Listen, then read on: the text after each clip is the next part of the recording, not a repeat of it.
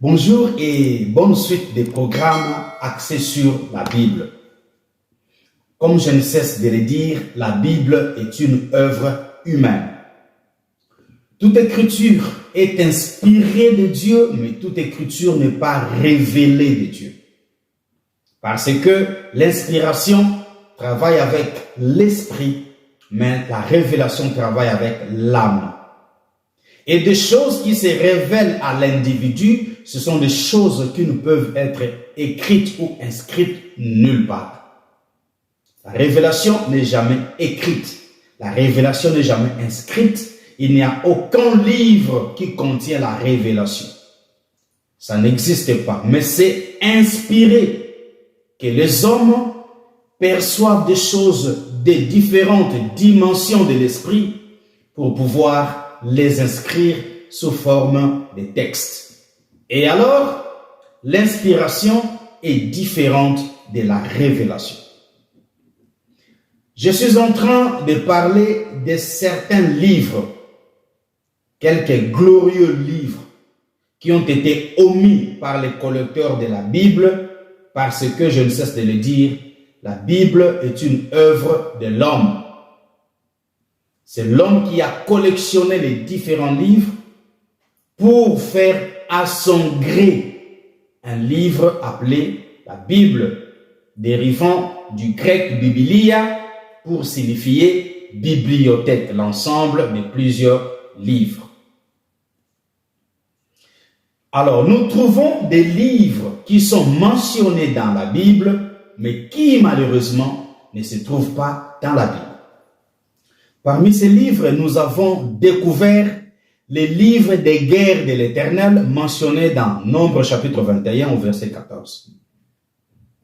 Nous avons aussi découvert les livres du juste mentionnés dans Josué chapitre 10 au verset 13. Et dans 1 Chronique chapitre 29 au verset 29, là il est parlé du livre de Samuel le voyant, pas le prophète, mais Samuel le voyant. Aussi, le livre de Nathan le prophète, pas le prophète Nathan. Et aussi le livre de Gad le prophète, G-A-D, Gad le prophète. 3 autres livres sont mentionnés dans 2 Chroniques chapitre 9 au verset 29. Il s'agit du livre de Nathan le prophète, la prophétie d'Akija de Silo, et les révélations de Jiddo, le prophète. Loin de moi la pensée de pouvoir vous présenter des discours séduisants, mais je me tiens là pour pouvoir vous aider à vous rétablir dans la vérité, afin que vous puissiez croire la chose correcte et d'une manière réfléchie. Parce que la Bible a été collectionnée par l'intelligence de l'homme. Dans le livre d'Esther, par contre, au chapitre 2, verset 23, il est parlé des livres de chroniques en présence de rois. Là, nous étions encore dans l'Ancien Testament. Ici, nous parachutons maintenant dans le Nouveau Testament. Dans 2 Timothée, chapitre 3, verset 8, il est écrit « De même que Janès et Jambres s'opposèrent à Moïse, de même, ces hommes s'opposent à la vérité, étant corrompus d'entendement, réprouvés en ce qui concerne la foi. » Ici, nous venons trouver les noms Janès et Jambres comme étant ceux qui se sont opposés à Moïse. Pourquoi ces deux noms-là ne figurent pas dans Exode chapitre 7? Était-ce pour des raisons inconnues?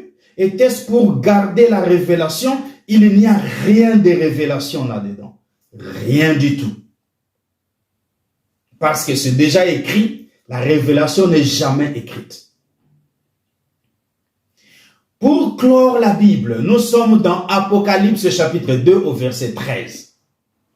Je sais où tu demeures, je sais que là est le trône de Satan. Tu retiens mon nom et tu n'as pas renié ma foi, même au jour d'Antipas, mon témoin fidèle, qui a été mis à mort chez vous là où Satan a sa demeure. Et ici, ce message s'adressait à Pergame, la ville appelée Pergame. Et selon le récit, selon Apocalypse chapitre 2, le verset 13, c'est dans la ville d'Asie mineure appelée Pergame que se trouvait le trône de Satan, et c'est là que Satan avait sa demeure, et c'est là que se trouvait un ministre de l'évangile, un défenseur de la vérité, un témoin fidèle du nom d'Antipas. Maintenant, les recherches approfondies sur ces propos ou sur ces textes disent, dans la Bible, l'homme nommé Antipas a vécu à Pergame où se trouverait le siège de Satan. Antipas était un contemporain de l'apôtre Jean qui a écrit le livre de l'Apocalypse. Considérons que c'est Jean qui avait écrit le livre de l'Apocalypse. Alors, Antipas serait son contemporain. Donc ici, il est parlé d'Antipas qui a existé sans exister dans la Bible. Ici, il est parlé d'Antipas, un homme qui a défendu la foi, un homme qui s'est tenu pour la vérité, un homme qui a été fidèle au point d'être nominé le témoin fidèle. Et ici, c'est l'ange qui instruit Jean qui dit « mon témoin fidèle, Antipas ». Donc, Antipas était le témoin fidèle de l'ange qui était venu s'entretenir avec Jean dans l'île appelée Patmos. Maintenant, où est le récit concernant Antipas? Qu'est-ce qu'il a pu faire dans la vie? Qu'est-ce qu'il a pu réaliser en tant que ministre, en tant que témoin fidèle? Lui qui s'est tenu tête haute au milieu des adorateurs de Satan, parce que c'est dans la ville d'Asie mineure appelée Pergame que se trouverait le siège de Satan, où Satan demeurerait. Alors, un homme qui a posé de tels actes de bravoure et digne de foi, pourquoi n'est-il pas parlé de lui? Pourquoi il vient juste apparaître une seule fois dans la Bible, dans Apocalypse chapitre 2 au verset 13? Je me suis posé ces questions et j'en suis arrivé à cette conclusion. La Bible n'est pas complète. Il y a d'autres textes, il y a d'autres prophéties, il y a d'autres livres, il y a d'autres lettres, il y a d'autres écrits, il y a d'autres écritures dont la Bible parle, mais qui ne sont pas dans la Bible. Alors c'est de votre devoir de connaître toutes ces choses. C'est de votre droit de connaître toutes ces choses. Les gens ont toujours tendance à dire la Bible est complète pour notre foi. Je lis vos commentaires et je vous comprends.